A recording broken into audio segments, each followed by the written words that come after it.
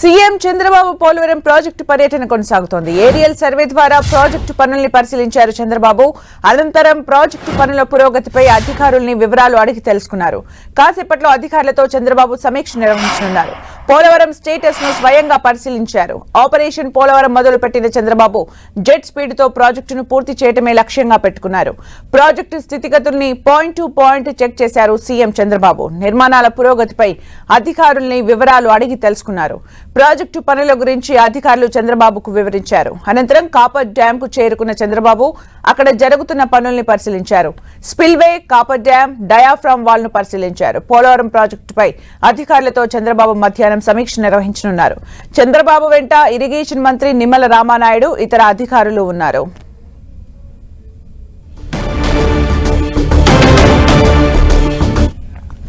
మరిన్ని అప్డేట్స్ మా ప్రతినిధి శ్రీనివాస్ అందిస్తారు. శ్రీనివాస్, ముఖ్యమంత్రి చంద్రబాబు నాయుడు పోలవరం పర్యటనలో ఒక ఘట్టం పూర్తయిందని చెప్పుకోవచ్చు. ఎందుకంటే ఈరోజు ఉదయం ఎలిపేట దిగిన తర్వాత నేతలను కలిసిన తర్వాత ఆయన నేరుగా ప్రాజెక్టుని క్షేత్రస్థాయిలో పరిశీలించేందుకు వెళ్ళడం జరిగింది. ప్రాజెక్టు, అలాగే స్పిల్వే నిర్మాణ పనులు, గేట్లు, అలాగే గైడ్ బండు, అలాగే డయాఫ్రామ్ వాళ్ళు, ఎర్తకం రాక్ఫిల్ డ్రామ్ సంబంధించి పనులు ఏ మేరకు జరుగుతున్నాయి, అలాగే గతంలో డయాఫ్రామ్ వాళ్ళు దెబ్బతిన్న నేపథ్యంలో ఆ పనులు ఏ విధంగా జరుగుతున్నాయి, అలాగే అప్పర్ లోయర్ కాపర్ డ్యామ్ పనులకు సంబంధించి ఇలా అధికారులను పూర్తి స్థాయిలో వివరాలు అడిగి తెలుసుకోవడం జరిగింది. ముఖ్యంగా ఆ డయాఫ్రామ్ వాళ్ళ దగ్గర అధికారులు ఏర్పాటు చేసిన ఫోటో ఎగ్జిబిషన్ ఆయన తిలకించడం జరిగింది. ఆ ఫోటో ఎగ్జిబిషన్ లో ఏ విధంగా డయాఫ్రామ్ వాళ్ళు దెబ్బతింది ఏంటనే అధికారులు పూర్తిగా చంద్రబాబుకు వివరించడం జరిగింది. ఇదే సందర్భంలో చంద్రబాబు నాయుడు అడిగిన కొన్ని ప్రశ్నలకు అధికారుల నుంచి సరైన సమాధానం రాకపోవడంతో ఎంత ఆగ్రహం వ్యక్తం చేసినట్లు కూడా తెలుస్తుంది.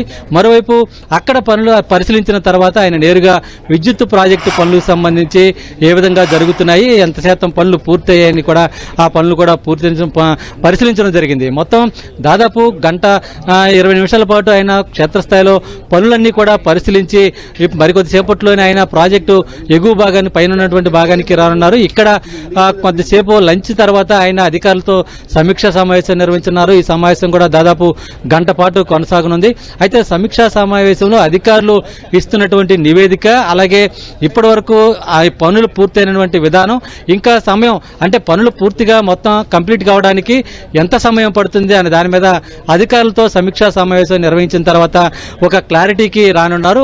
ఆ చంద్రబాబు నాయుడు క్లారిటీకి వచ్చిన తర్వాత ప్రాజెక్టులు ఏ మేరకు ఎప్పటికీ పూర్తవుతుంది, ఎప్పటికీ పూర్తి స్థాయిలో అందుబాటులో తీసుకొస్తామనేది ఆయన అనంతరం మీడియా సమావేశంలో వివరాలు కూడా వెల్లడించున్నారు. అంటే ఇప్పటి వరకు అధికారులు పొందుపరిచిన నివేదికలో కేవలం 49.79% పనులు మాత్రమే పూర్తయినట్లు అధికారులు ఒక నివేదికను తయారు చేయడం జరిగింది. ఆ నివేదికను ఇప్పటికే చంద్రబాబు నాయుడికి ఈ సమీక్షా సమావేశంలో పూర్తిగా వివరించి మొత్తం ఎక్కడ పనులు ఏ మేరకు ఎంతవరకు ఎలా జరుగుతున్నాయి, గతంలో 2014 నుంచి 19 వరకు పనులు ఏ విధంగా జరిగాయి, ఆ సమయంలో అలాగే 2019 నుంచి ఇప్పటి వరకు మే 24 వరకు ఎంతవరకు పనులు జరిగాయి అనేది కూడా నివేదిక తయారు చేయడం జరిగింది.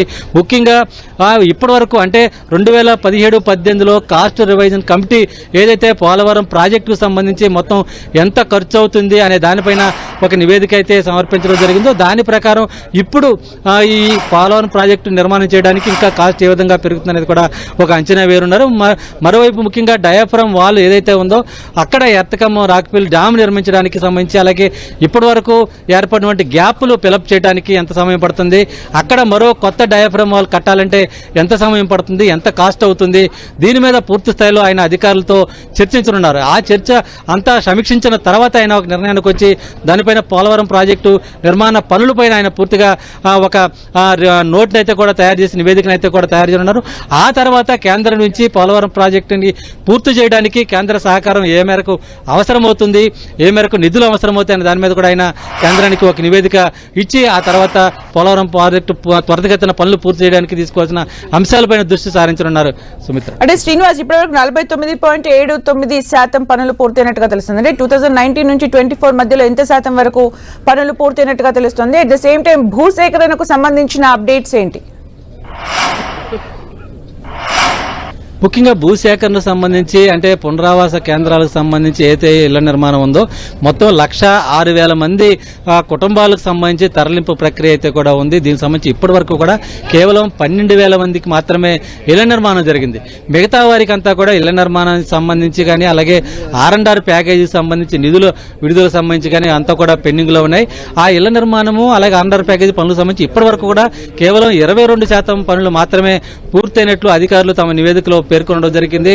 అయితే పూర్తి స్థాయిలో అది R&R ప్యాకేజీకి సంబంధించి ఇళ్ల నిర్మాణం కానీ ఇతర పనులు పూర్తి చేయడానికి నిధులు అవసరం. ఆ నిధులు సంబంధించి కూడా కేంద్రం నుంచి ఏ విధంగా వస్తాయనేది కూడా ఇప్పుడు అందరికీ ఎవరికి అర్థం కాని ప్రశ్న. అయితే ఇప్పుడు ఉన్న అవకాశాలను బట్టి కేంద్రం నుంచి అంటే త్వరితగతినే నిధులు విడుదలయ్యే అవకాశం ఉన్నట్లు కూడా తెలుస్తుంది. అయితే దానికి సంబంధించి రాష్ట్ర అధికార యంత్రాంగం అలాగే రాష్ట్ర ప్రభుత్వం కేంద్ర ప్రభుత్వానికి సమర్పించిన నివేదిక సంబంధించి ఏ విధంగా ఉండబోతుంది, అలాగే ప్రభుత్వం సంబంధించి ఇచ్చిన నివేదిక మీద మళ్ళీ పీపీ అధికారులు కానీ లేదంటే కేంద్ర ప్రభుత్వం కానీ మళ్ళీ ఏమైనా నివేదిక కోరుతుందా, లేకపోతే రాష్ట్ర ప్రభుత్వం ఇచ్చిన నివేదిక ఆధారంగానే నిధులు విడుదల చేసే అవకాశం ఉంటుందా అనే దాని మీద కూడా కొంత చర్చ అయితే కూడా జరుగుతుంది. అయితే మొత్తానికి సంబంధించి దాదాపు ఇంకా ఇప్పటి వరకు కేవలం 21,000 కోట్ల రూపాయలు మాత్రమే ప్రాజెక్టుకి ఖర్చు అయినట్లు తెలుస్తుంది. అయితే ఈ ప్రాజెక్టు ఖర్చు అయిన సమయంలో అంటే పోలవరం ప్రాజెక్టుకి జాతీయ హోదా రావడానికి ముందే రాష్ట్ర ప్రభుత్వం దాదాపు 4,700 కోట్ల రూపాయల మేర ఖర్చు చేసింది. అయితే అవి కాకుండా ఇంకా ప్రభుత్వం అంటే ఖర్చు చేసిన నిధులకు సంబంధించి దాదాపు 1,600 కోట్ల రూపాయల మేర రాష్ట్ర ప్రభుత్వానికి పోలవరం ప్రాజెక్టు ఖర్చు పెట్టిన నిధులు రావాల్సి ఉంది. ఈ నిధులతో పాటు జాతీయ ప్రాజెక్టు రాకముందు ప్రభుత్వం ఖర్చు చేసినటువంటి నిధులు ఇవన్నీ కూడా కేంద్ర ప్రభుత్వం నుంచి రాబట్టేందుకు రాష్ట్ర ప్రభుత్వం ఏ విధమైన చర్యలు తీసుకోవాలనే దాని మీద కూడా అధికారులు ఒక నివేదిక తయారు చేస్తున్నారు. ఆ నివేదిక ఆధారంగా అలాగే ఇప్పుడు పెరిగినటువంటి రేట్లు అంటే కాస్ట్ రివిజన్ కమిటీ ఏ విధంగా చూస్తుంది దాని మీద కూడా నిధులు ఎంత ఖర్చు అవుతాయనే దాని మీద కూడా ఇప్పుడు సమీక్షా సమావేశం అనంతరం ఒక కొలిక్కి వచ్చే అవకాశం ఉంది. ఆ తర్వాత పూర్తి స్థాయిలో అధికార యంత్రం కానీ ప్రభుత్వం కానీ ఒక నివేదికను కేంద్రానికి సమర్పించే అవకాశం ఉంది. అంటే శ్రీనివాస్, రాష్ట్ర ప్రభుత్వం ఏదైతే నివేదిక సమర్పిస్తుందో అది సరిపోతుందా? మళ్ళీ కేంద్ర ప్రభుత్వం ఏమైనా ఎంక్వైరీ అలా నివేదిక ఏమైనా ఉంటుందా? ఎందుకంటే కేంద్ర ప్రభుత్వం నిధుల సమీకరణ అనేది చాలా ఇంపార్టెంట్ కాబట్టి ఏం జరగబోతోంది? అంటే ఇప్పుడు రాష్ట్ర ప్రభుత్వం అంటే 2017-18లో కాస్ట్ రివిజన్ కమిటీ ఏదైతే పోలవరం ప్రాజెక్టు అధికారులు సమర్పించిన నివేదిక మేరకు ఒక 47,900 కోట్ల రూపాయల మేర ఖర్చు అవుతుందని చెప్పి ఒక నివేదిక ఇచ్చిందో ఆ నివేదిక ప్రకారమే పోలవరం ప్రాజెక్టు నిర్మాణ పనులన్నీ కూడా ఇప్పుడు జరుగుతున్నాయి. అయితే ఇప్పుడు పెరిగిన అంటే 2017-18కి సంబంధించి కానీ ఇప్పుడు 24కి సంబంధించి కానీ రేట్లంతా కూడా కొంత పెరిగిన సందర్భం అయితే కూడా ఉంది. ఇప్పుడు కాస్ట్ రివిజన్ కమిటీ మళ్ళీ ఏ విధంగా ఏమైనా సూచనలు చేస్తుందా, మళ్ళీ ఏమైనా కమిటీ కేంద్రం వేసే అవకాశం ఉంటుందనే దాని మీద కూడా కొంత ఆలోచన అయితే కూడా జరుగుతుంది. అయితే గతంలో 2018-17 టైంలో కాస్ట్ రివిజన్ కమిటీ ఇచ్చిన నివేదిక ప్రకారం 47,000 కోట్ల రూపాయలు మాత్రమే ఆ ప్రాజెక్టు ఖర్చు అవుతుందనే దానికి, కానీ ఇప్పుడు పెరిగిన రేట్లు సంబంధించి కానీ చూస్తే ఇంకా అదనంగా ఖర్చు అయ్యే అవకాశం ఉంది. దానికి ఎంత మేరకు ఇంకా పెరుగుతుంది అనే దాని మీద కూడా ఇప్పుడు అధికారులతో ఈ రోజు చర్చించిన దాన్ని బట్టి ప్రభుత్వం ఒక నిర్ణయానికి రానుంది. ఆ తర్వాత ప్రాజెక్టుకు సంబంధించి ఎంత మేరకు ఖర్చు అవుతుంది ఏంటనేది కూడా ఒక స్పష్టత అయితే వచ్చే అవకాశం ఉంది. Thank you Srinivas for the updates.